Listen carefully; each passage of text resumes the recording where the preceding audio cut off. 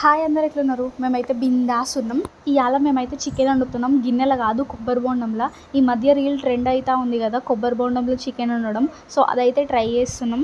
ముందుగా చికెన్ని నీట్గా వాష్ చేసుకొని అల్లం, ఉప్పు, కారం, పసుపు, అల్లం వెల్లిపాయ, ధనియాల పొడి, పచ్చిమిర్చి వేసుకొని మంచిగా కలుపుకున్న తర్వాత అదంతా కొబ్బరి బోండంలో సదిరేసినాం. చికెన్ మొత్తం 1/2 కేజీ పైన ఉండే చికెన్, అందుకే అది అందులో మొత్తం సరిపోలేదు, కొంచెం అయితే మిగిలిపోయింది. సో మొత్తం పట్టిన తర్వాత అయితే మేము దాన్ని గోధుమ పిండితో కవర్ చేసుకున్న తర్వాత కట్టెల పొయ్యి మీద కాల్చుకున్నాం. మంచిగా మొత్తం ఉడికిపోయింది, అంటే ఆ కొబ్బరి బొండ మొత్తం నల్లగా అయిపోయింది, అంటే ఉడికిపోయినట్టే. సో దాని తర్వాత అయితే చికెన్ మొత్తం బయటికి తీసినాం. చికెన్ అంతా బయటికి తీసేటప్పుడే ఆసం వస్తుండే అసలు స్మెల్, దానికే కడుపు నిండిపోయింది. మా పాప అయితే ఉరుకులాడుతుంది, ఆ చికెన్ ఏమో స్పెషల్గా చేస్తారని చెప్పి.